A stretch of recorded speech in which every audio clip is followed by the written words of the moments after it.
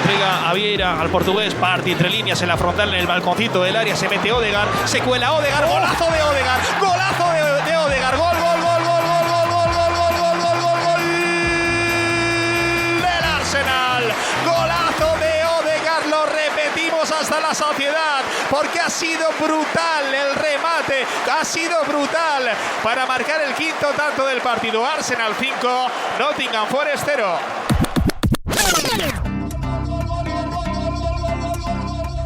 Brutal el remate. Brutal el remate. Gol. Brutal el remate. Gol. Brutal. Brutal. Brutal. Brutal. Brutal el remate. Golazo de Odegaard. This is Arsecast Extra. Hello and welcome to another Arsecast Extra, as always, with James from Gunnerblog. James, a goodly evening to you. Goodly evening, Andrew. It feels good, doesn't it? Does all right. Does. It's pretty goodly as things go.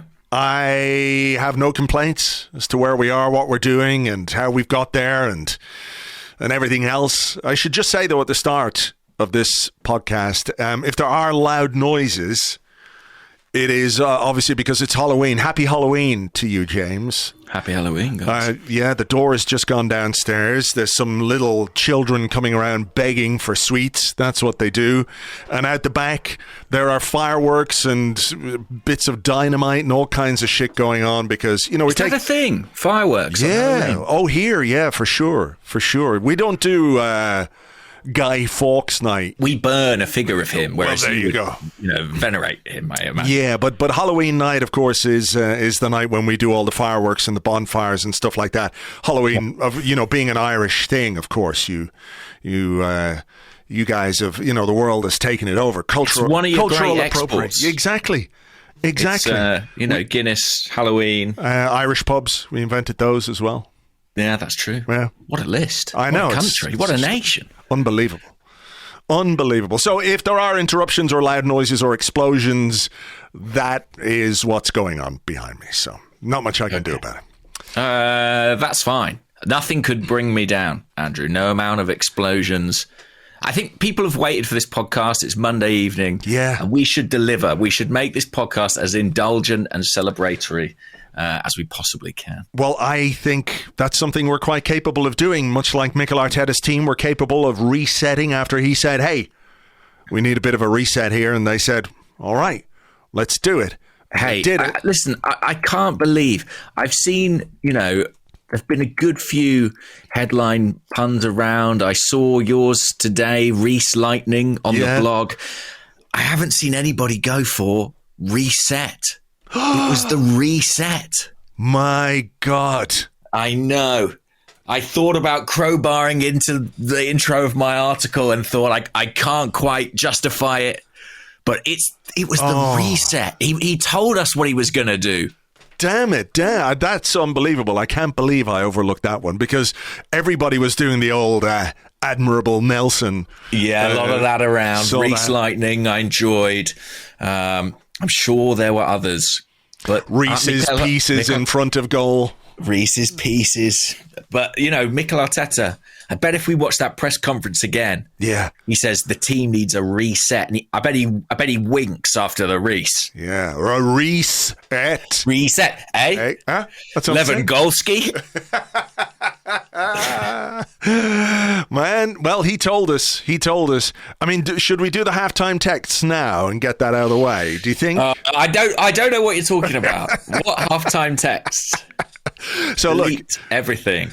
It was 1-0 to Arsenal at halftime. Good value for the lead, but I understand why there was a measure of caution. Perhaps a little bit of worry around because the second halves in recent weeks have not been great, and obviously what happened at Southampton, we were 1-0 up and then let in a goal in the second half. It didn't go our way, didn't take our chances. History is doomed to repeat itself when you're an Arsenal fan. This is what happens. Actually, did you see that Jonathan Liu article about it was in the Guardian about Gabriel Jesus. I thought it was really well written, but he said it's the eternal gift of Arsenal fans to be able to identify the potential anxiety in virtually any situation, however favourable or triumphant. Pleasure is simply misery deferred. And I thought that was so good because, you know, even something like the announcement of the team, you know, Tomiyasu at left back ahead of Kieran Tierney. And it's like, you know, Twitter goes a bit mental in that hour between team announcement and kickoff. It's, you know, up there with my least favourite bits of Twitter. It's more general. Stressful than the game, I think, that hour before in some respects. I've got to turn it off because you're going, I'll have a quick look, and someone goes, playing Tomiyasu instead of Tierney, but what if everyone pulls their cruciate ligaments all at the same time? Yeah, exactly. It goes to those kinds of extremes at times, but I thought that was very nice from Jonathan Liu, and I've lost my train of thought now completely. We were doing the halftime. The WhatsApps. Let's lift the curtain. Is that what you do? Yeah. No, you lift a skirt. You pull back a curtain. I don't know. I'm not lifting my skirt to you this evening. Let's reveal the WhatsApps. Okay, so it was 1-0 at halftime. We were talking about the slight bit of anxiety. And you texted to me and said, bad feeling about this one. Hope I'm wrong. What time was that? What time was that? 14:56. That was at the halftime break. Yeah, I had it before the game, and I still had it at 1-0, especially after Saka went off. Yeah, so I replied to you, not feeling Nelson at all. Yeah. We definitely need another goal. Half right. Well, yes. And then you said... we don't need to do what I said, okay. Andrew. You were in agreement. You had suggested that maybe, you know, another player or two might have come on ahead of Reiss Nelson. I was joking. We can read what I said. I said it felt like a sub that was more about players who underperformed in midweek.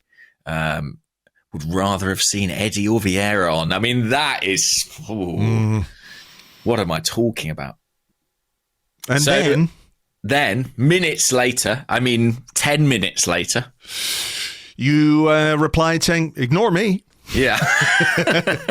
And I had to do a little reply to my not feeling Nelson at all with the crying laughing emoji. So, listen, people wanted to know what was different about the second half yesterday compared to some of the second halves of the past. And it was us. We made it happen. And, you know, we're not here to take the credit or anything like that. Yeah. But a perfect reverse jinx, you know, double teamed it, and Arsenal won 5-0. So I don't think people can throw too much shade at us for this one, do you? That's true. Before the Chelsea game, I need you to text me saying, not feeling Gabriel Jesus at the moment. And I'll say, would rather have seen Eddie start. And then, you know, the goals will flow for him once again. Exactly. We will make that happen. I'll schedule those texts right now. Hey, delighted to be wrong. Oh, yeah. Really was thrilled to be wrong about that one. We'll come to that. But obviously, we had another bright start. As we have many times this season, we got off to a cracking start in this game. 5 minutes in the 5th minute, Gabriel Martinelli with a superb goal. A really, really brilliant headed goal.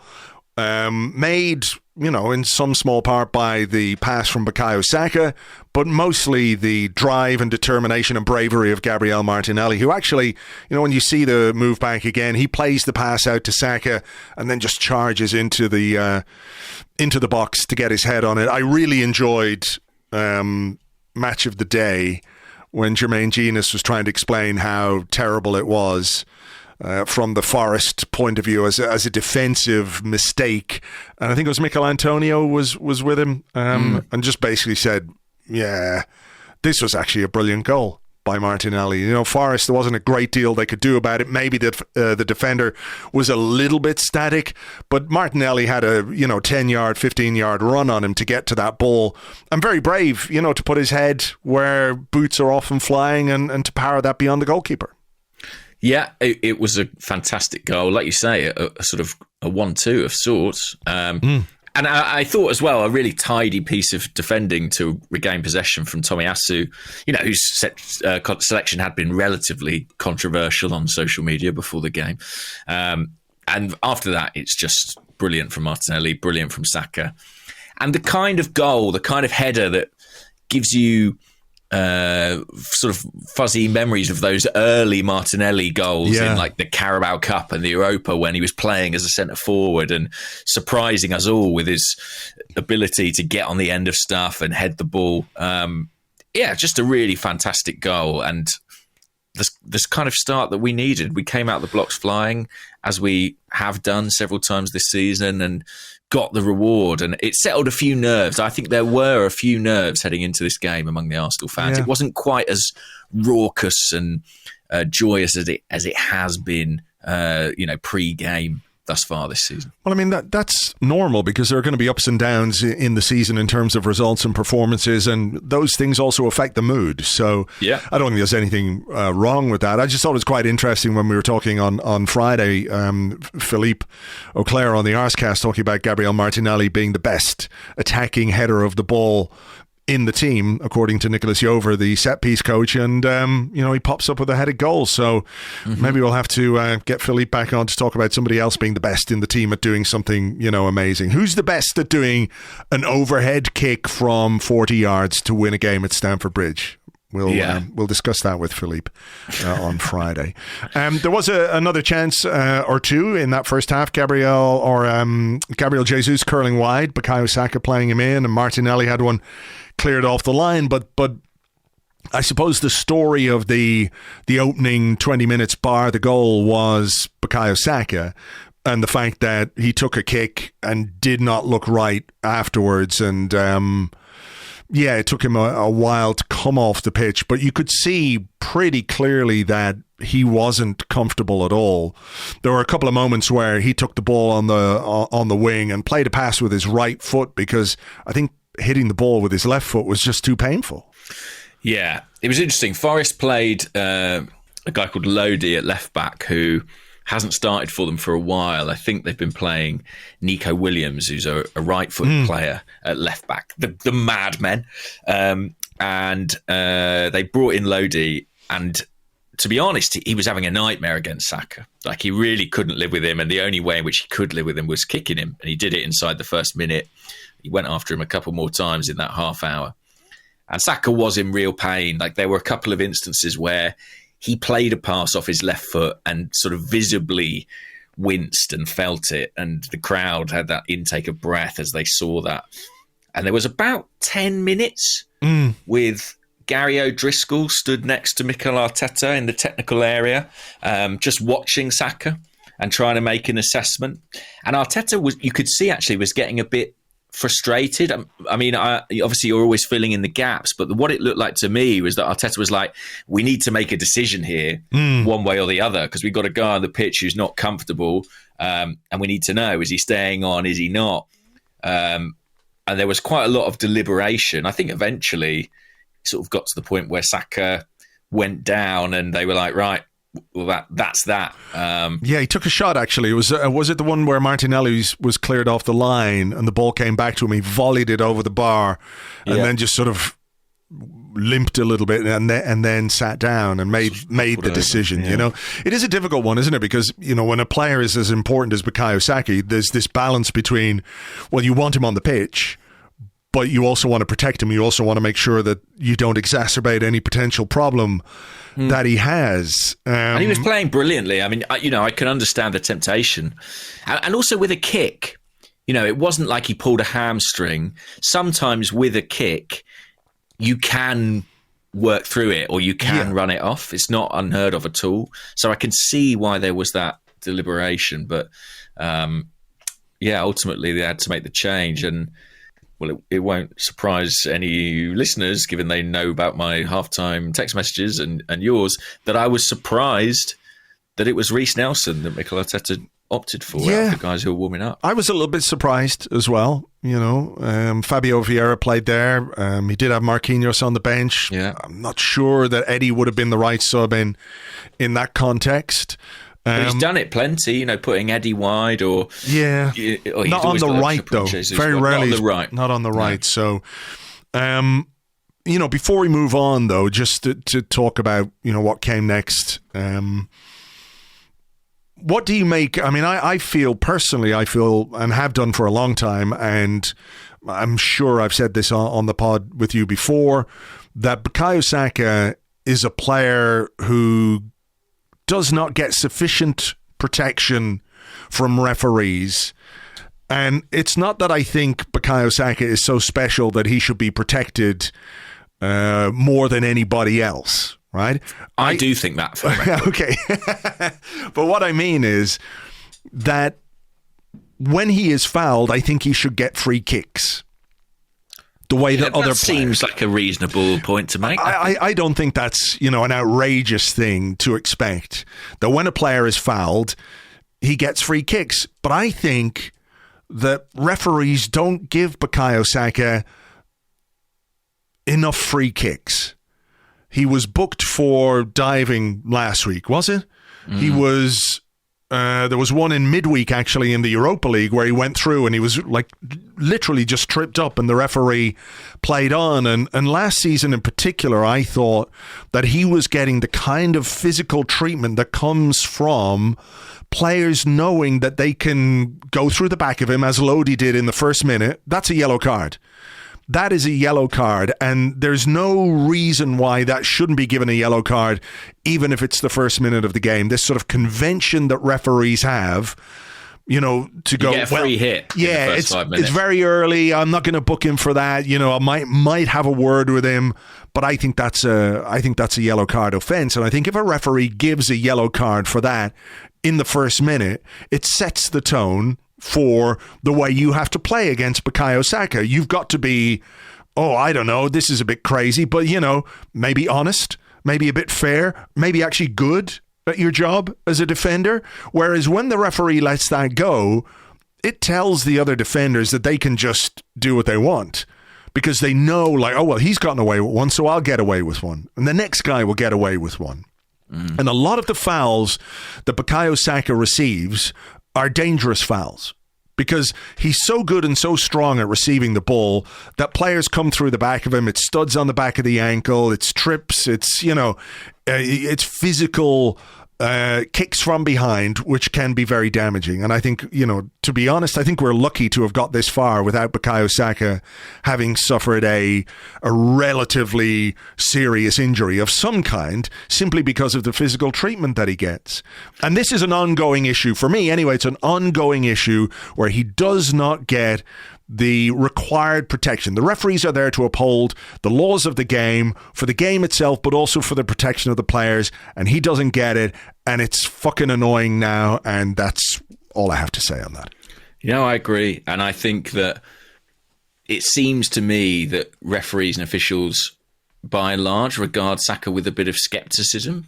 I think there's a sort of tendency to think that he might go to ground easy, which I have to be honest, doesn't sit right with my evaluation of the player at all. Especially when there are other players who definitely do that and get the kind of generosity from officials that Saka doesn't. Yeah, but do you know what I mean? I think you're right. Seems to be a bit of a discourse that he might be a guy who maybe does go down, and maybe, that it does look like referees kind of second guess some of the challenges that you see on Saka.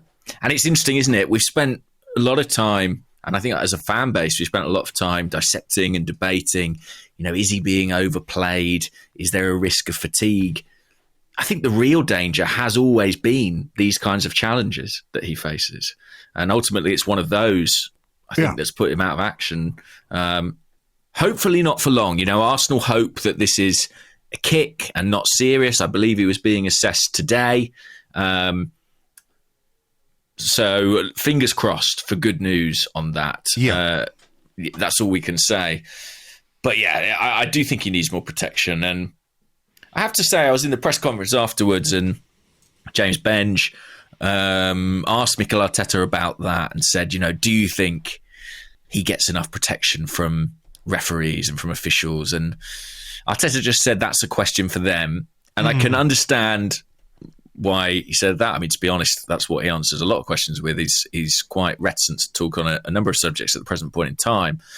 But I, as a fan, kind of want him to come out and bat for Saka a bit more in that situation. Yes, I would too. And I'm not being hugely critical of Mikel Arteta here. And like you, I understand why he doesn't necessarily want to make an issue out of it. But I think he's very interested in kind of the psychology of it. I think he doesn't want Saka to feel sorry for himself or play with fear, and he wants him to embrace the physical aspect of the game. And I think those comments about playing 70 games, they're all about the psychological dimension. But I think we're at a point where something needs to be said about some of the fouls that are going not even unpunished, but not suitably punished on Saka.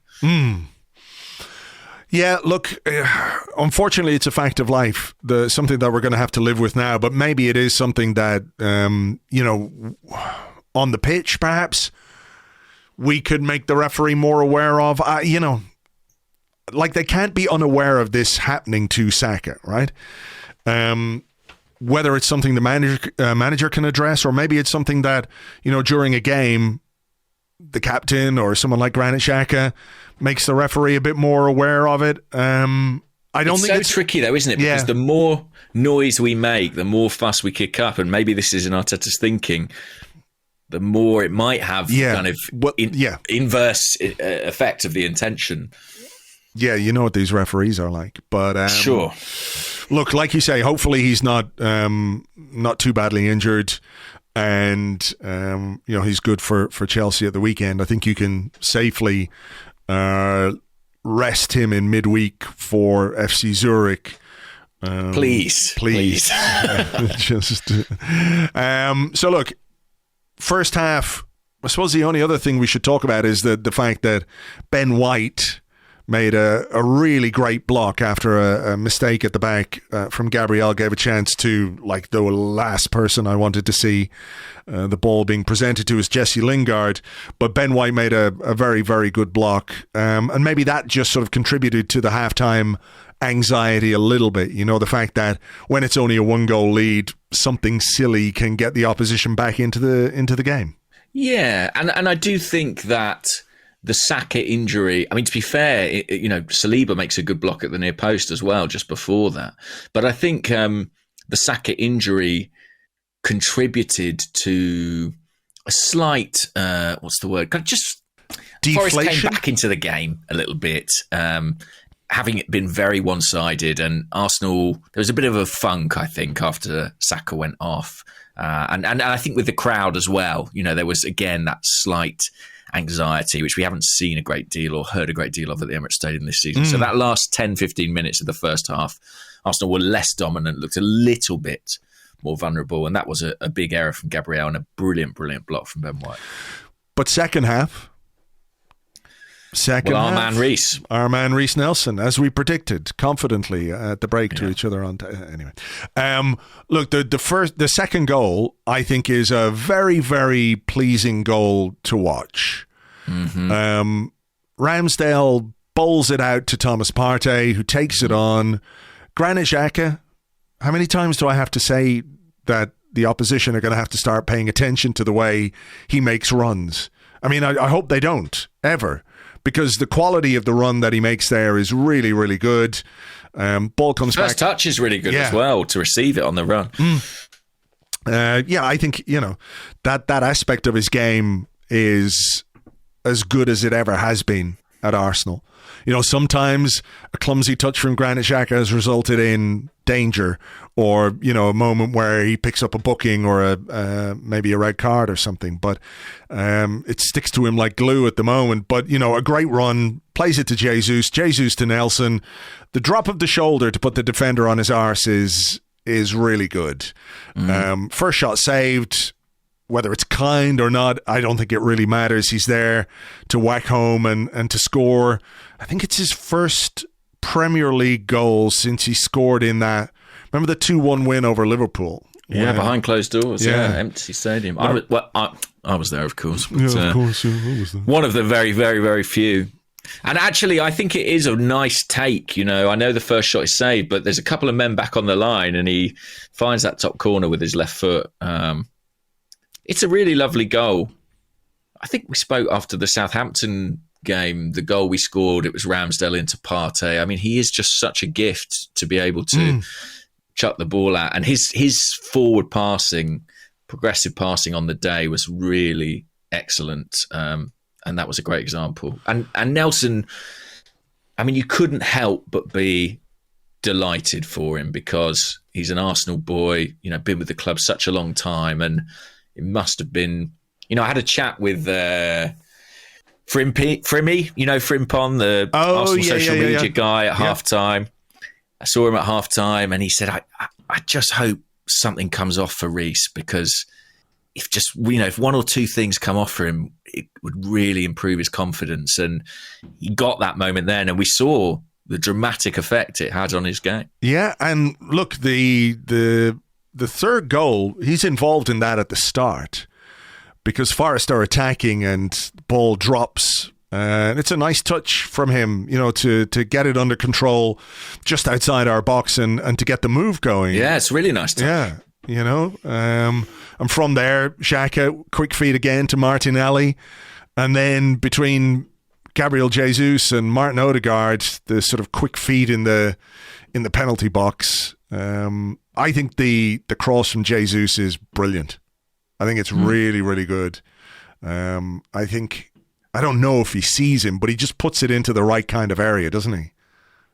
Yeah, it's really good play. I mean, there's a moment where Odegaard almost loses it, but his close control in the penalty box, is outstanding. And then nice little cross from Jesus. I'm sure we'll have a discussion about his contribution on the day, but good run from Nelson and a nice, neat finish into the far corner. And yeah, just a great moment. I mean, he runs over to the crowd and arms outstretched, soaks it all in. I mean, his only goal for the club prior, as we said, had been in an empty stadium. So for him to score a double in front of 60,000 Arsenal fans, it must have been a terrific feeling. And I really got the sense that the players and the staff were just absolutely delighted for him. It is, it's a nice little reminder, right? That the things we think we know about football, which may indeed be true, it's still a game that can surprise you and a hero can emerge from somewhere that nobody really expects. And the circumstances, I think we had a chat about Reiss Nelson on the podcast maybe around the end of the transfer window going like, well, what's going to happen here? He's not going to play. He got injured, so he didn't go out on loan. You're going, has he missed his opportunity? Is his career stagnating? And I think it has. When you look at the likes of Saka, Smith Rowe, I know he's out injured, Eddie Nketiah, Joe Willock, even though he's not here anymore, the contemporaries that were, in his group at Hayland, in that sort of age bracket, the guys that he was breaking through with have all developed, and their careers, whether it's at Arsenal or elsewhere, have developed in a pretty positive way, whereas he, for whatever reason, things haven't gone his way. There was the loan to Feyenoord where he played in the second half of the season. There was the previous season, though, where he didn't go out on loan. And it's not beyond the realms of possibility that if he hadn't got injured, he'd be playing somewhere else right now and wouldn't be here to have that moment and to score those goals and to make that contribution for, the club that he's grown up at. And, whatever his future holds, and I don't know, it's impossible to say one way or the other. I mean, I think I know, but, you just can't be sure. You can't take what he did on Sunday away from him and the contribution he made with those two goals, and with, in inverted commas, an assist for Thomas Partey, it really is brilliant for him, and whether it sparks him into life again, I don't quite know, but it's just nice to see. It's a nice story, and that's kind of all you need for it to be right now, I completely agree. I mean, we can and probably will talk about, his future, and I think we might have questions along those lines, but it is worth just enjoying this for what it is, an Arsenal Academy kid getting this moment, this day in front of this crowd is fantastic in its own right. And it must have been strange for Reiss Nelson because, he made his Premier League first start in 2017-18.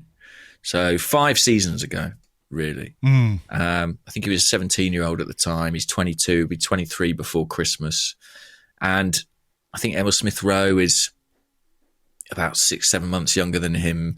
Bukayo Saka about 18 months. And he's watched these guys, effectively supersede him, go on and make a bigger impact in the Arsenal first team than he's ever managed to do.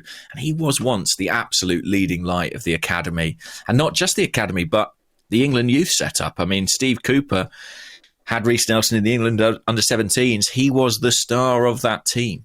And it's not quite translated for him.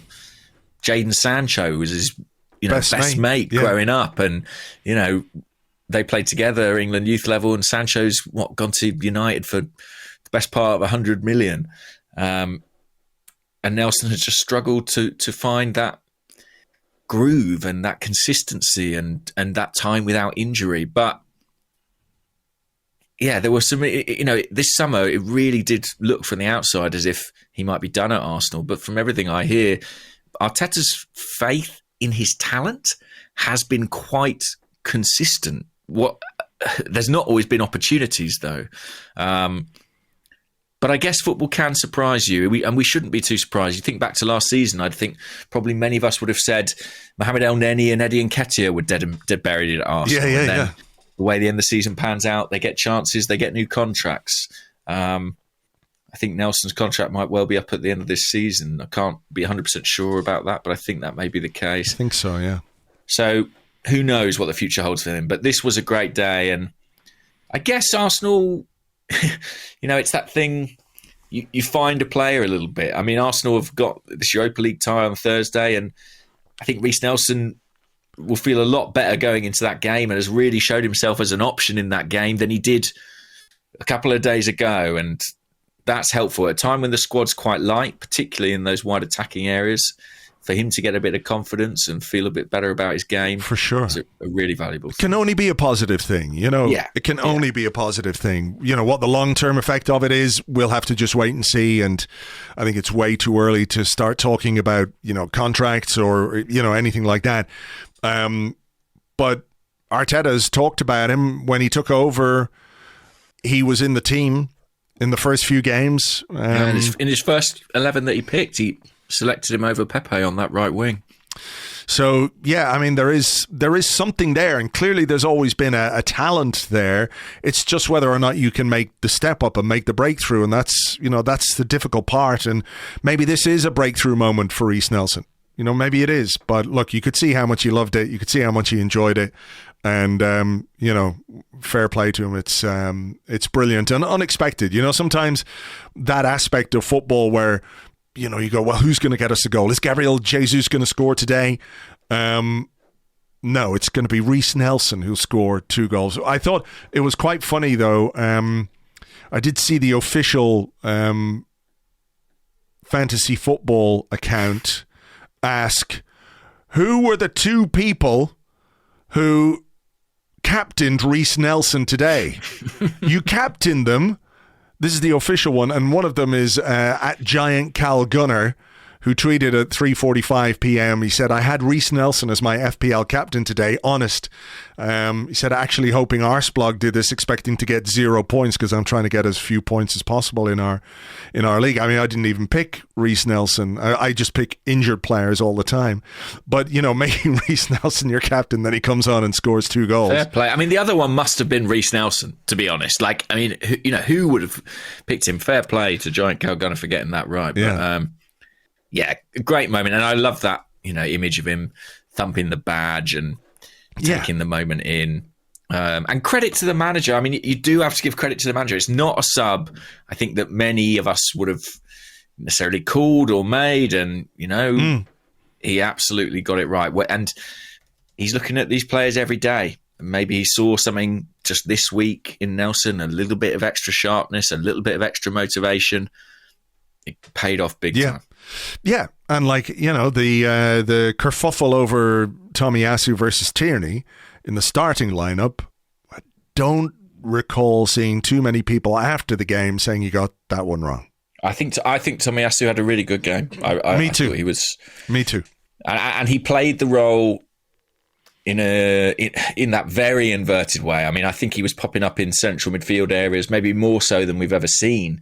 And I thought defensively he was really strong in terms of stopping counter-attacks. And actually, as much as we're talking about the goals and we're going to get excited about the attacking play, there were those great moments where, you know, the Forest forwards went through and our defenders just absolutely bodied them off the ball. There was a great Ben White one. The Ben in the first White half. fucking shoulder charge in the first half was just glorious, I thought Saliba as well, where too. There were a couple of balls over the top where he was in a bit of a foot race and just was so in control of those situations. It was very reassuring, you know. I agree, and I thought Tomiyasu's one-to-one defending was excellent as well. So, yeah, he was.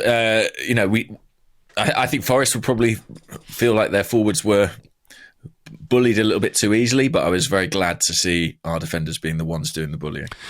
The trademark Thomas Partey goal, can we call it that now at this point? That's what he does, I believe, is That's what the American he does. commentary feed said as he put that Really? to the top corner. Yeah. That's what he does. After 200 shots which went over the bar, that's what he does now. How to show you don't watch Arsenal every week. I thought it was very funny that later in the match he put one properly into sort of row Z of the lower tier, and the Arsenal fans, there was a big cheer of recognition of like he's back. Yeah, I believe it landed in the beer garden in the Tollington actually. But what a goal this one was. Unbelievable. I mean, it's just so similar to the one against Spurs, except I think he's more on the run with this one. Ball back from Reiss Nelson. When I said assist in inverted commas earlier, I mean, it is obviously an assist, but it's one of those where, you know, the quality of the goal is in the strike rather than the pass, which is taking nothing away from Reiss Nelson's statistics or anything like that. But it's a nice set, though. And actually, I'm just watching the build-up. It's a great example of where Tomiyasu was playing. He is stood in the centre circle in the build-up. And, you know, the Martinelli goal is a 1-2. This is also a 1-2. Partey gets it from, I think it's Jesus, literally by the centre circle, spreads it wide to Nelson, jogs about 30 yards forward and sticks it in the top corner from Nelson's pass back. Yeah. It's an amazing finish. When you see the angle from behind, there's a great camera angle. I mean, the one from behind where it literally starts about 3 or 4 feet outside the post and then curls back in. The goalkeeper, when you look at where he's set, he's quite close to that post. You know, it's not as if he's got there's a great big hole there for Partey to shoot the ball into. So, well, interesting stat. I don't know if you've seen this, but Dean Henderson and Nottingham Forest have conceded. This was the 11th goal, I believe, they've conceded from a shot from outside the box. It's the highest total in the league. And that is a lot, 11. So, I don't know. You know, the analysts look at every detail. I do wonder if maybe there was a conversation of this guy does seem to struggle a bit with some of these shots from range. But maybe. I don't know a goalkeeper who could have kept that one out, to be fair. It was beautiful. No, exactly. I think, you know, they may have a problem in general, but I don't know that you could blame a goalkeeper for that one. We'll touch very briefly on Gabriel Jesus because I think we'll save some discussion for the second half. But he should have scored. He had a great chance put through by Odegaard, put it a little bit close to the goalkeeper who made a save. There was one where I think he took a touch and was crowded out the near post. There was the other one when Ben White gently nodded one back to the back post. I thought, like, on the live blog, I was watching it, and as the ball was floating towards the back post, I got GOOO written on the live blog. And I was looking at going, what? How did that not go in? You know, so unfortunate for him in the sense that, you know, you feel like a goal would loosen the shackles, a bit of the pressure on him in terms of his finishing. But overall, I think his contribution on the day, the way that he played, what he brings to the team is still so positive. Yeah, I thought that one where he went through in the left channel, I think he should have produced a better finish there. It's quite close to Henderson, the strike that he actually provides. It's from that sort of classic Thierry Henry position, and he doesn't really hit either corner. I think maybe if it had been 0-0 and we'd absolutely needed a goal, maybe there is an extra 10%. He could have, chucked himself at that Ben White one. I don't want him to do that and clatter into the post and break a leg, when we're 4 or 5-0 up, whatever it was at that particular point in time. But I just think his overall contribution is fantastic. And I hope that it doesn't get to him. I hope he's not worrying too much about it. He didn't seem to be. He spoke to the media in Eindhoven before the game, and he seemed very relaxed, very confident. He said, I've been through, runs like this and worse than this, and I will again. That's part of the game. It's part of football. The important thing is the team found their finishing touch again in this match. And we needed to. I think, we hadn't scored enough goals to reflect the dominance or the chances we'd created in some of our previous games. That changed against Forest. And of course you want your centre forward to be scoring goals, but I do think a mark of a very good side is getting goals from all areas. Yeah, 5 goals without your centre forward scoring, and he did have chances. It's no bad thing. It's the games like last week at Southampton where maybe we don't have the chances coming from elsewhere, where the importance of the Jesus chances are heightened. We'll talk more about him in part 2. Martin Odegaard completed the route, if you want to call it that, with a really lovely goal, such quick feet, and the kind of finish that I think he's capable of a lot more. Sometimes I feel like he wants to put a bit too much control on some of his finishes, where he's got the ability to put his foot through it and still get it on target and apply the finish as he did there. What a brilliant finish! I love this goal. It sort of looked like it flew so expertly into the top corner. I kind of wondered, did it take a nick on the way through? There were so many bodies, but it's just brilliantly placed, and he gets precision, but he gets power too. Right off the laces, I think. Yeah. I think another thing about Jesus, and something that was really evident in this game, is the growing relationship between Odegaard and Jesus. I think they combined. We spoke about Nelson's second goal really well there, but quite several times in this game, they're two very intelligent footballers, and I think they're learning about each other's game, and a real connection on the pitch is building there. Odegaard may well feel he should have about 3 or 4 more assists this season. I think so. Jesus is finishing, maybe been at the level he might hope for. But this was a lovely goal, and actually, just watching the build-up again, speak about Reiss Nelson and confidence flowing back into a player. Early in the move, there's a Kieran Tierney kind of 40-50 yard crossfield ball, and Nelson just cushions a pass back first time on the volley. That's the kind of thing that when you've scored 2 goals in a game and you're flying, you can do easily. I'm not sure he would have done that 5 minutes after coming on, and that's the benefit of confidence. Yeah, fair enough. And also the sound of the ball hitting the back of the net from the Odegaard one when you watch it is beautiful sound. And 5-0 is a really nice scoreline. 4-0's great. 4-0 is great, but 5 is really emphatic. 5 really feels like a statement result on a weekend where a lot of teams toiled or dropped points. Arsenal smashed Forest 5-0. The rest of the league, I think, whoever the opponent may be, will be sitting up and taking notice of that result. And I think you're right, so. I think you're right, because look, if there was some anxiety among Arsenal fans about this game, and afterwards people go, well, of course you're top of the league and you're playing the team that's bottom of the league, that's what you should do. But we know football is not like that, and we know that over the last couple of weeks performances haven't quite been at the level where we would like them and the manager would like them and the players would like them, right? We all understand that, and you go through periods like that in a season, but you then have to come back and show. And I think Arteta said something about that afterwards, didn't he? He said big teams have got to respond, something like that, he said. And he put it up to them before the game, and they delivered. And, can I just give a quick shout out here to, on the Discord, Deadfish and Mr. Snrub, who have both given me a chapeau, James. Oh. Because I predicted... You did. 13 points from 15. Yes, you did. I think I went 11, or I was very negative in my predictions. The switcheroo was, I think I predicted a draw with Liverpool and a win over Southampton, where it was the other way around. But that felt, that was a bold prediction at the start of October.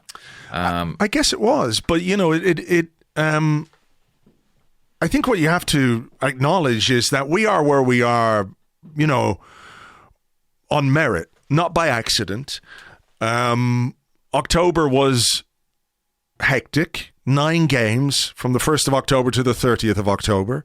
A number of difficult away trips.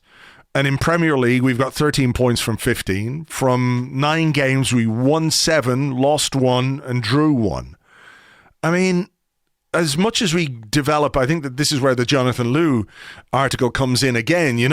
If you said to any group of fans, in 9 games, you're going to win 7, lose 1, and draw 1, they go, that's pretty good. Don't like losing, but, that's good. That would fill me with confidence. Is when we lost to PSV, it's like, is it all going to collapse right now? Is that it? Is the illusion over? Is the party over?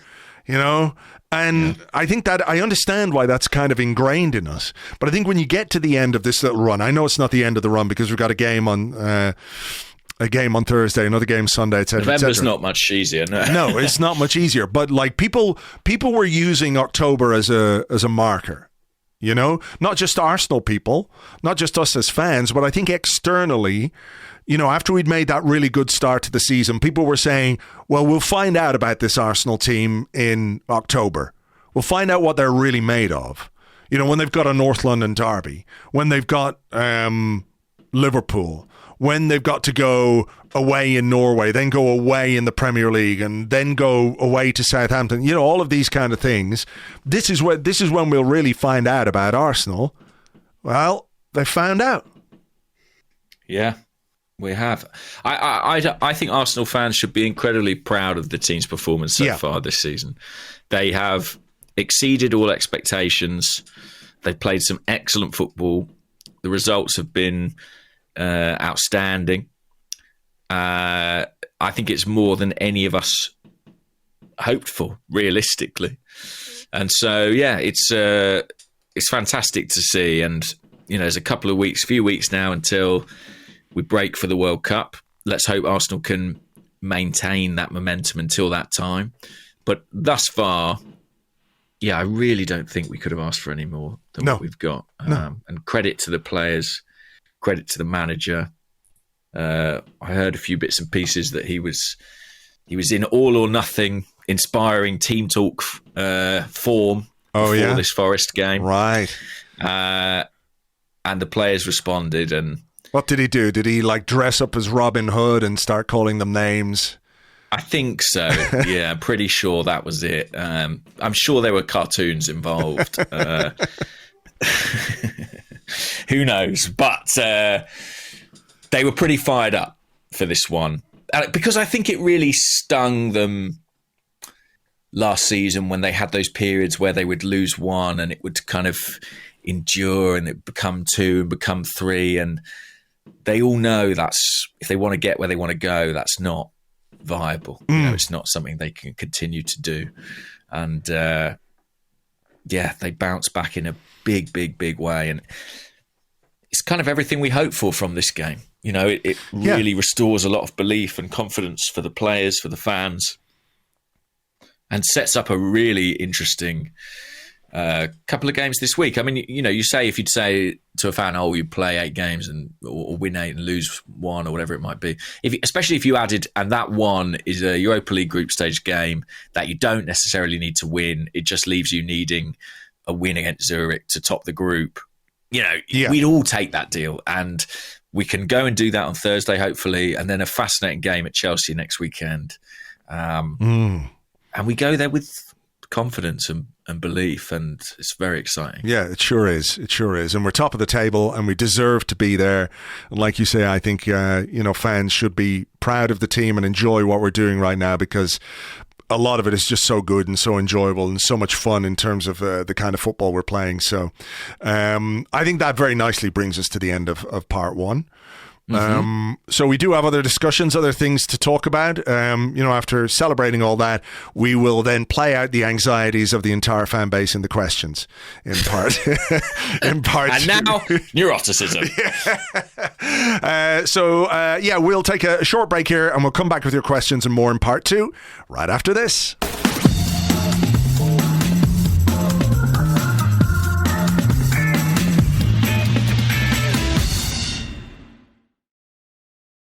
Welcome back to the Arsecast Extra. This is part two of the show where we answer questions that you sent to us on Twitter at Gunnerblog and at Arseblog. You don't have to pay $20 a month as well to send us the questions, just so you know. You can also send us... Not yet. Not yet. Wait till Elon Musk buys Arseblog. No chance. You can also send us questions on the Discord, which you get access to if you're an Arseblog member on Patreon, patreon.com/Arseblog. Just a couple of quick Reiss Nelson ones here to kick off. On the Discord, Dale Theck, or Dale Theck 16. Dalethek? I don't know how to pronounce it. And he says, do you think Arteta had words with Reiss at half-time? I thought his play in the first half was very cautious.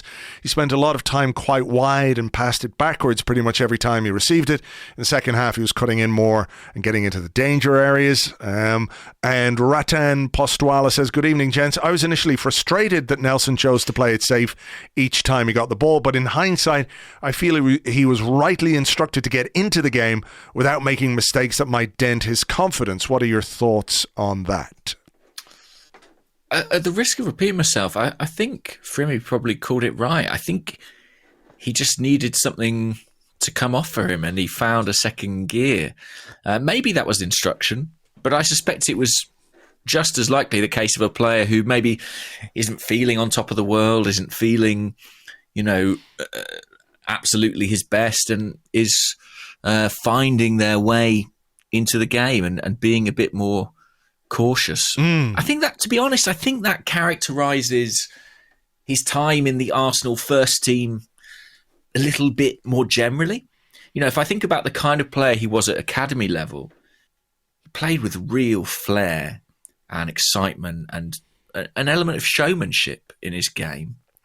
And then you look at his performances in the Arsenal first team, a good deal of those early ones, let's remember, came as a wing-back in the Europa League. And I think generally he has sort of played it safe. And even in those early Arteta games, why was he starting over Pepe? Well, he hugged the line, he played the tactical role.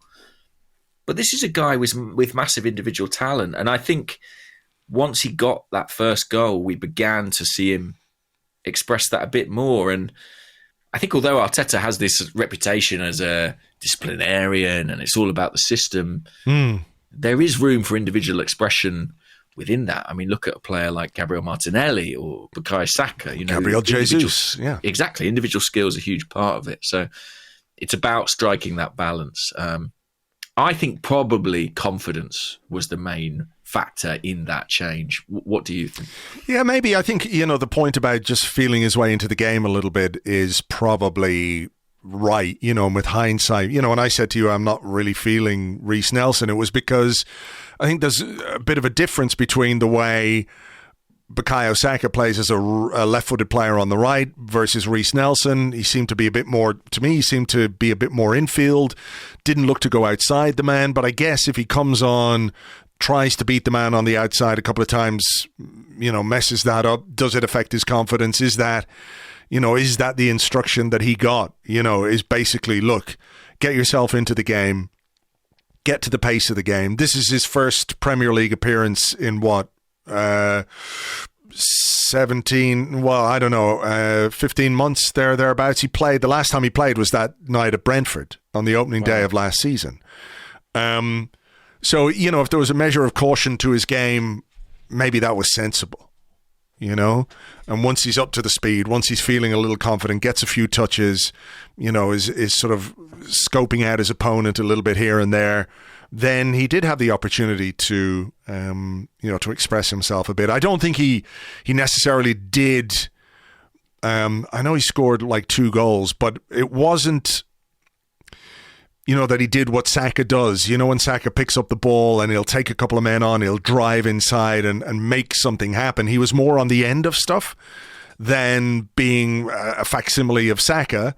But, maybe that's just what we needed for a game like this, because Forest were quite open at the back and we made them pay for it. Right, well, let's do the other Reiss Nelson question. Elmo Sled on the Discord said, very goodly morning, or evening as it turns out. I'm here to shamelessly overreact to Reiss Nelson's performance. Could this be something of a turning point? And if Emile Smith Rowe returns in December as predicted, does this change our approach to the January window at all? Look, I don't want to downplay anything that takes away from what Reiss Nelson did yesterday. But the old one swallow doesn't make a summer and all that, springs to mind a little bit. It would be great if he was, if this was, like I said in the first part, if this was kind of a breakthrough for him, and if, he was able to put in and make the kind of contributions on a consistent basis that would make you think about, what his future might hold at Arsenal. I just feel like it's too early to be in any way confident that you can say something that makes sense. Because it is one game. It is his first appearance in a long time. He's come in and done something exceptional. But the question is, can he do that more regularly with, you would imagine, still limited playing time? I would love to see him get his career back on track, whether it's at Arsenal or not. I just can't say. It's impossible to say after one performance and one appearance that, yes, we should give him a new contract. Yes, we should, eschew any January signing or anything like that. I don't think you can say that. I think you have to keep all your options open. I think Arsenal would be foolish not to be thinking about the January transfer window in a very significant way. But if Reiss Nelson can contribute between now and the end of the season and add to a deep squad, then great. But beyond that, I just can't say, because it's, the sample size is too small. No, I think what's nice for Nelson, I mean, obviously we all hope Bukayo Saka's back in time to face Chelsea at the weekend, but even so, there are a couple of games coming up where you'd think he might have an opportunity to play. There's Zurich on Thursday in the Europa League, and then the following week there's Brighton in the Carabao Cup. And, having performed in this way against Forest, he's got to have a very good chance of starting those matches.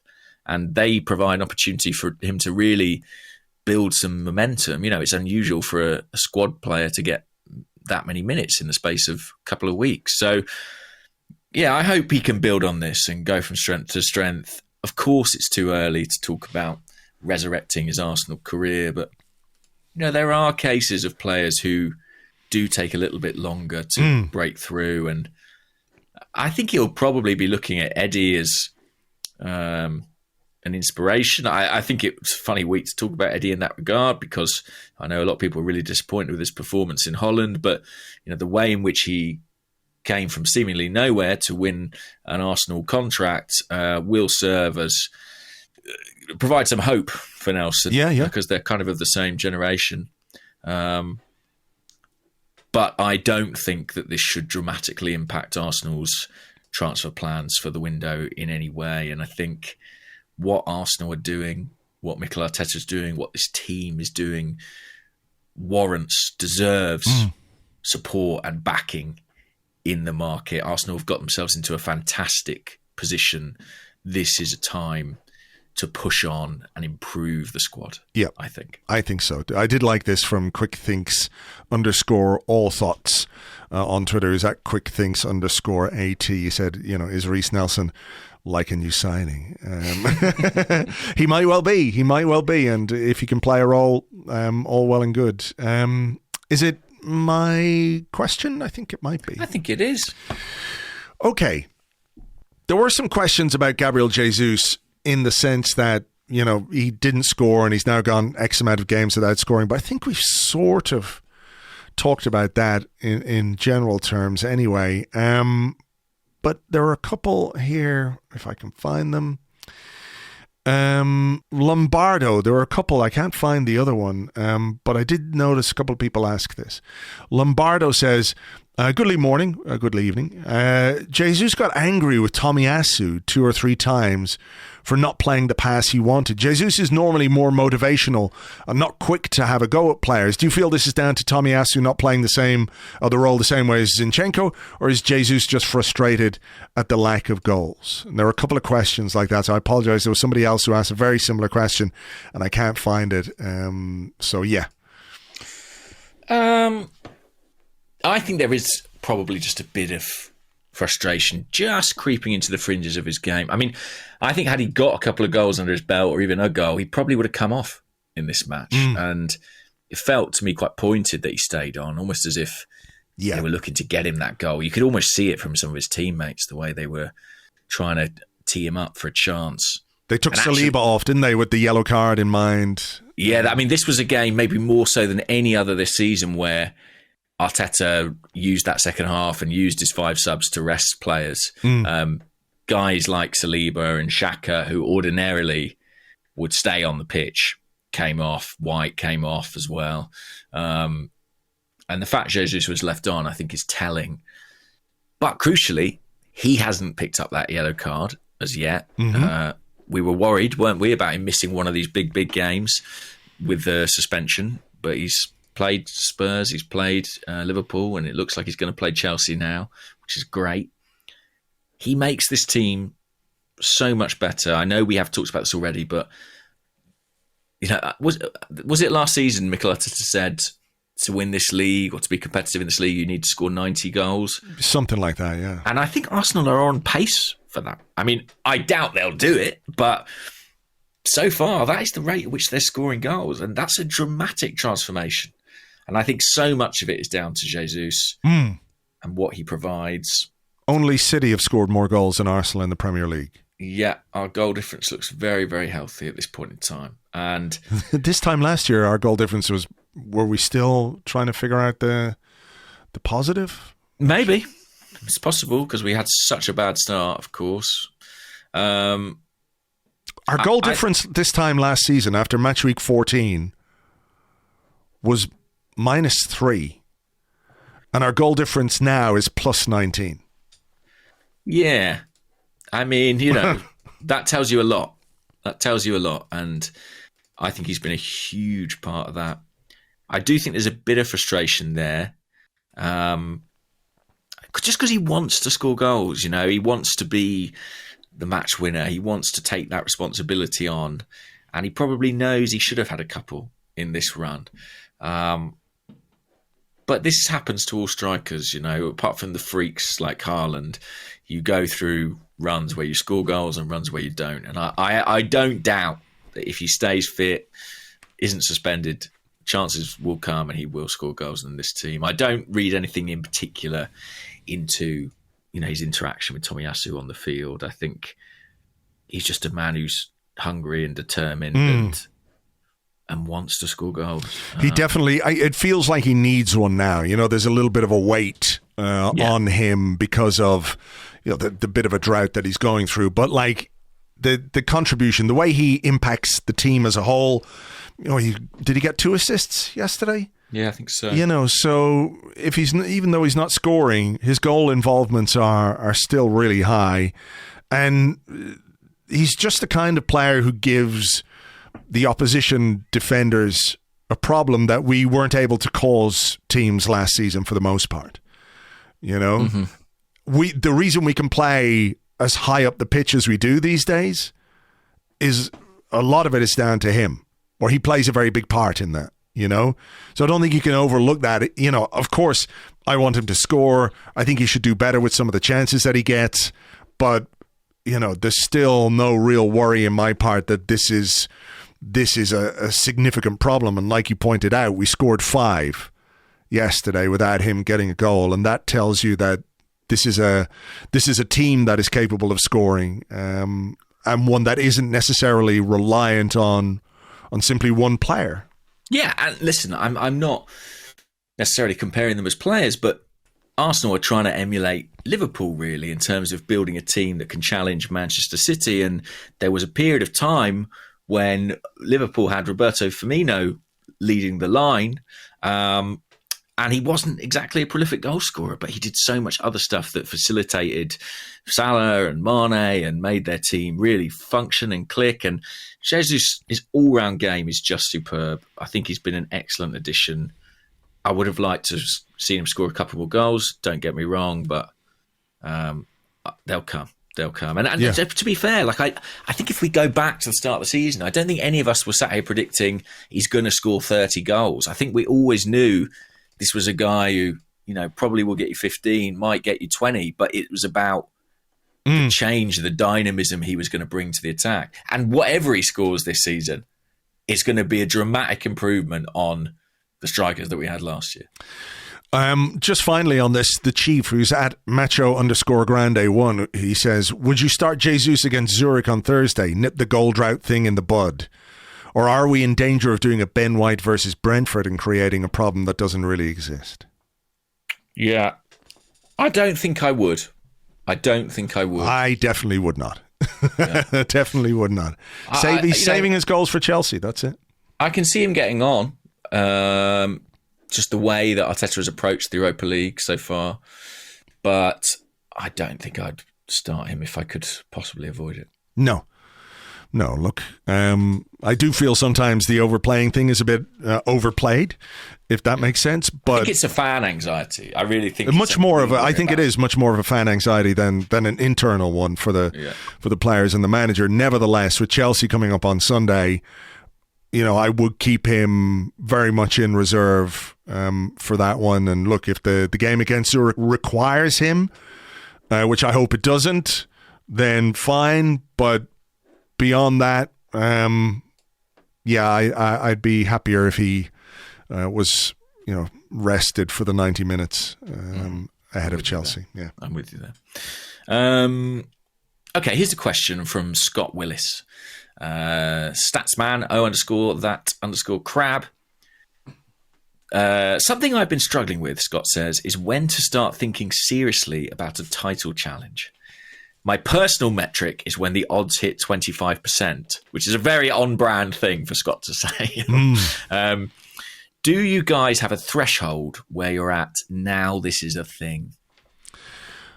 Well, I'm not a numbers man, so none of that makes any sense. Yeah, and I'm still furious at Scott's probability trade tables from last season when we had like 80-90% probability to make the top 4 and somehow scuppered it. So you're saying it's Scott's fault? Basically. I'm blaming Scott entirely for that. Yeah, I can't figure out like when the odds are. What did he say? When the odds are 25%? Yeah, I mean, I'm sure he has ways of figuring this stuff out. Got all kinds of fucking like computers whirring away in the basement doing his models and his radars and all of it. I don't get it. So I don't know when the odds might hit 25%. I mean, is there a point then for you, or a measure by which you'll think? I've no frame of reference for this.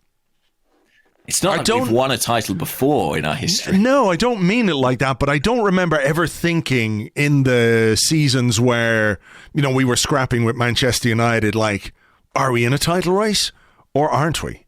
Well, that is the sort of tragedy of this, I think. Like, without wishing to bring the mood down, it is quite sobering that Arsenal have had such an extraordinary start. You know, I think I saw Opta saying that no team since Kevin Keegan's Newcastle have started this well and failed to win the Premier League. I don't like that comparison. But But what I'm saying is, we should all be here saying, wow, we're the front runners for the league. But because of the behemoth that is Manchester City, we're all kind of shrugging our shoulders a bit about the process. Not all, but most. I think most Arsenal fans are kind of like, yeah, no, I don't think we're winning the league. Yeah, this is kind of sad, isn't it? It is a bit sad, and that's a discussion we've had before here, isn't it? About the, what constitutes success, or what's realistically success for Arsenal or any other club that isn't Manchester City, that doesn't have the unlimited funds gushing through the fucking money rivers of their football club, right? So I personally, I can't break it down to like, well, when the odds get to 28.2%, I will start to believe.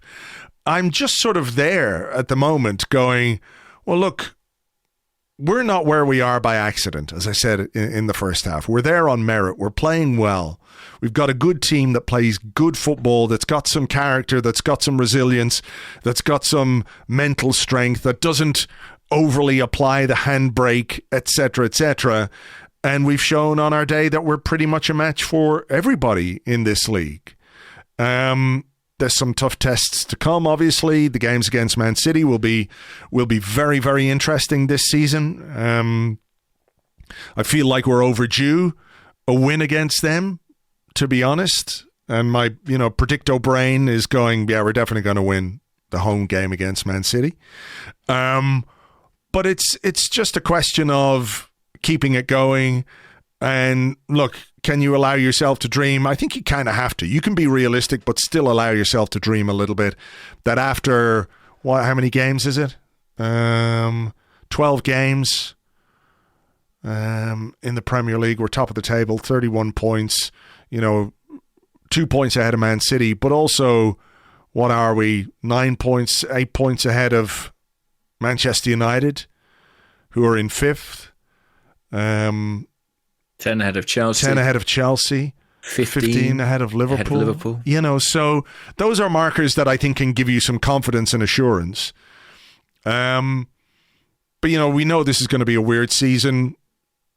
And I'm sort of, I can't predict what's going to happen after the World Cup in terms of what the impact might be on us or other clubs or anything like that. So Liverpool might remember. They might remember how to play. Yeah, exactly. They might get some injured players back and so on. So I think, for now, it's just a question of enjoying it. Are we in a title race? I think we are, because look where we are in the table. Still a long way to go in the season, of course, but like you can definitely say when we're out of a title race, right? Yeah. We're not out of it. So let's go from there.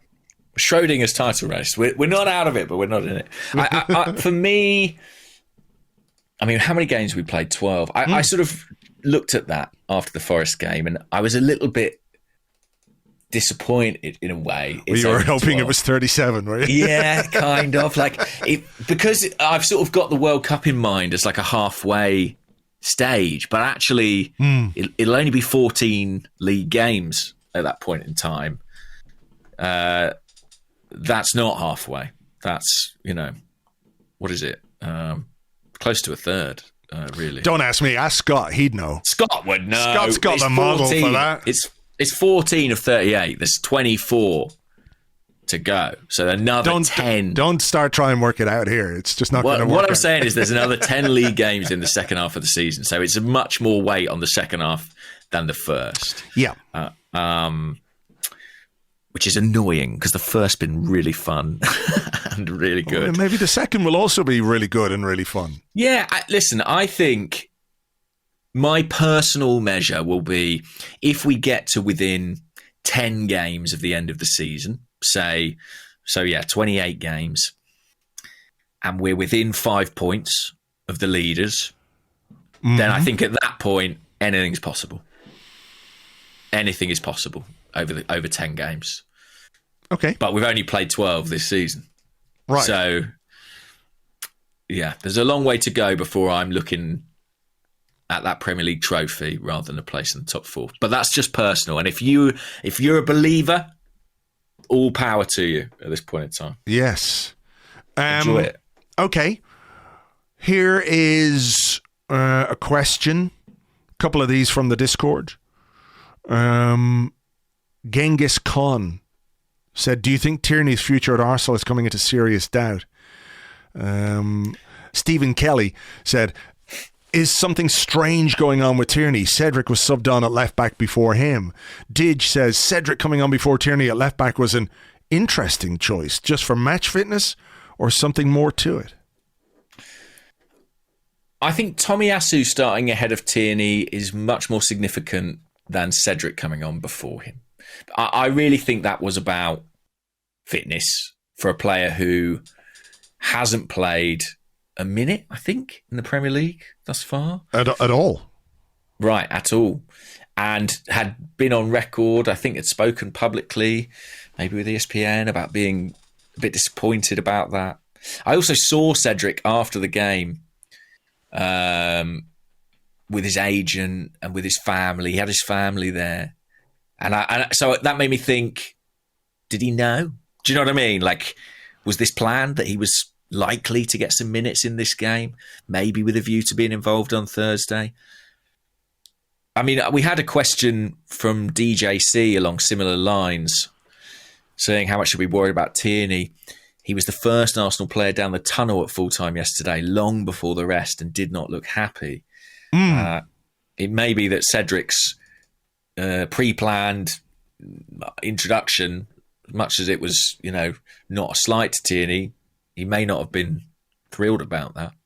I would say, sort of more aligned with you, that the fact Tomiyasu is starting ahead of him would be much more troubling for him than Cedric coming on when we're 4-0 up, and you can make the justification that, look, the game is won and we just throw this guy on, give him a few minutes. We're going to make another couple of defensive changes, and you can shift over to shift him over to right back, and Tierney can come on at left back. But if he's unhappy at the moment, I completely understand that completely. But this is the way it goes at a big club where maybe a manager's got a slightly different idea of what he wants from a player in your position.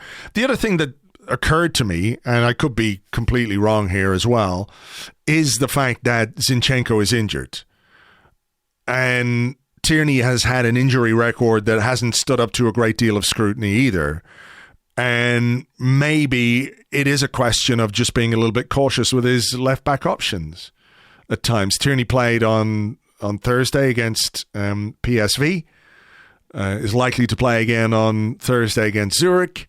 It's not that he's getting no football, it's just that in terms of the Premier League, we're in a slightly different position because we don't have Zinchenko.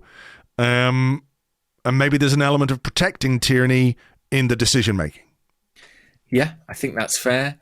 And I think we're in a bit of a rhythm of, Tierney, you play in Europe and Tommy plays in the Premier League. And you look back at the results that we've had, it's kind of worked for Mikel. You can debate individual things, but, Tierney's been part of clean sheets against Werder Glimt. We beat Liverpool with Tommy at left back. We kept a clean sheet at Ellen Road, albeit in difficult circumstances.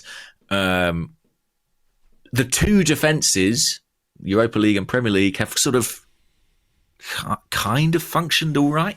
I do think this is a stylistic thing, and if you watched how Tomiyasu played against Forest, I mean, Tierney, I thought, I was in Holland in the week, and he couldn't really have tried to demonstrate his ability to do the inverted thing more. I mean, he was popping up in really central areas, it seemed to me, much more so, I think, than I've ever seen him do.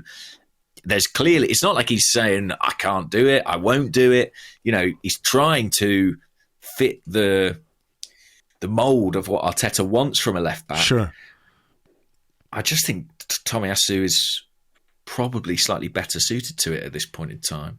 And I thought the Forest game was a really good game to demonstrate that. Arteta will feel pretty satisfied about that decision. As for Tierney, I think we've spoken about this before, the kind of character he is, the kind of personality he is, I don't think he'll be satisfied. I think he'll be finding this very frustrating, very difficult. I think he'll be working his socks off to try and change that hierarchy. And the degree to which he succeeds may ultimately determine his future. Yeah, I mean, this is probably the first time in his career where he hasn't been the obvious first choice at his club. You know, he was at Celtic, he was at Arsenal, and even when, you know, he was out injured, I think his position as first choice was even more emphatic because it was clear we didn't have anybody who could sufficiently replace him. Now, Zinchenko's there, Tomiyasu can do it, and he's got a scrap on his hands. So I don't expect Kieran Tierney to take it lying down or anything like that. I think he's going to fight hard for his place and to get his place back. So bring it on. You want a competitive squad? If the team isn't winning, if the team is not performing and you're not getting in it, I think you've got much more grounds to sort of complain and kick up. But when you're part of a team that's top of the league, the onus is on you then to go and change the manager's mind in how you play, how you train, and you make it difficult for him to leave you out. And that's it, I think. I agree. And I think there's actually a really interesting conversation about, probably won't get into it in depth now, but about how the evolution of Arteta's Arsenal team has impacted Tierney's role within it.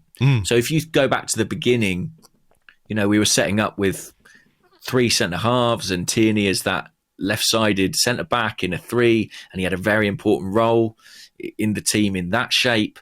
Then we changed things and, Tierney was the left-back in a 4 and he was the 5th lane of the attack, and we were being criticised for just slinging crosses into the box. Tierney slinging cross after cross into the penalty area, and it may have had relatively limited success, but he was integral to that shape and that system. And Arteta's team has now evolved again to a very different way of playing, with fullbacks like Ben White and Zinchenko and Tomiyasu, and it's slightly less suited to Kieran Tierney's strengths. Yeah. But I guess if you had to put your money on a player in the squad who, having been dropped, would fight tooth and nail and, go into every challenge in training trying to win that place back, Kieran Tierney would be really high up that list. I think he will make this a battle for as long as he is an Arsenal player until he gets that place back. So it's going to be a really interesting one, and even more interesting when Zinchenko reappears. I mean, we had some questions about him, Is he real? Yeah, O'Leary _Kieran. Smith R. Odegaard said, "Goodly Halloween, gents. Zinchenko's missed as many games this season as his previous 2 seasons with Man City. Partey missed only 7 games or so the whole time he's at Atletico. His London colony built on an ancient burial ground." But, there were a bunch of other questions sort of saying, where is Zinchenko? I don't know is the answer, and the club don't seem in any hurry to provide any further. Yeah, a couple of weeks ago, Mikel Arteta was asked about him, there was sort of the, he's always in contention comment at a press conference, and everyone's going, Zinchenko could be back this weekend, and there's been no sign of Zinchenko bar the sort of photo that they did before the game for Pablo Mari. Yeah. And best wishes. He is to alive. him. Yeah, so we know he's there, but how far away he is from playing, whether they're being just super cautious ahead of the World Cup, I don't know. I mean, we are in a pretty luxuriant position. We're having this debate about Kieran Tierney and Takahiro Tomiyasu, and arguably the first choice, Zinchenko's not even available. I mean, it shows the strength and the options that we have. I think in that defensive unit, we are very blessed across the back 4 with choice, Choice and quality, for sure. Yeah. For sure. Couple of questions like this. Emil Smith Row Your Boat says, Evening, guys. Does anyone know what that strapping that the players like Saka, Ben White wear around their wrists is for? I noticed Saka removing it as he was leaving the pitch, which I took as confirmation that he wasn't coming back. What's it for? And Matt Stretch 91, goodly morning, gents. Random one. I think about every time I watch him play. What's the strapping on Martinelli's hand? And before we do that, Jesse Lingard, when he came off the pitch, took off a load of strapping and just threw it down. Yeah, that was great, actually, seeing him come off. What a litter bug. I think, there are bigger problems that the world has to face these days, but 6 months in jail for Jesse Lingard for, that kind of wanton disrespect to our carpet would surely change people's behaviours in the future, no? I think so, yeah. But it was really good fun to see Jesse Lingard. It was. He didn't like it, did he? He did not like it at all. I don't know what the wrist strapping is. We've had this question before, and I don't know the answer. I've had it suggested to me that it's aesthetic, that it's just like an adornment that players wear. They can't wear jewellery on the pitch, so they strap up their wrists. An opportunity for marketing. I honestly don't know. But listen, he's playing very well with it, so he can do whatever he likes. Another one, because we've got to get this podcast out, but Tom Ross said, with so much to talk and write about Arsenal's continued impressive start to the season, has Gunnerblog forgotten his duty as Arsecast Extra Strictly Come Dancing correspondent? A quick update on Tony Adams' progress will suffice. I can't bring myself to watch the show, so what's going on? Tony Adams is still in. He's doing Arsenal fans very proud, and I think Arsenal fans are doing him proud. I know you haven't been watching the show, but did you see any of the stories in the British press this week about, hang on, I've got fears that Tony Adams will win Strictly? Fears? Yeah, because here you go. I'm afraid to say it's in the Daily Mail. Fears dance duffer Tony Adams could win Strictly Come Dancing. Come on. As 100,000 Arsenal fans propel his title charge, despite savage comments, low scores, and weeks at the bottom of the leaderboard.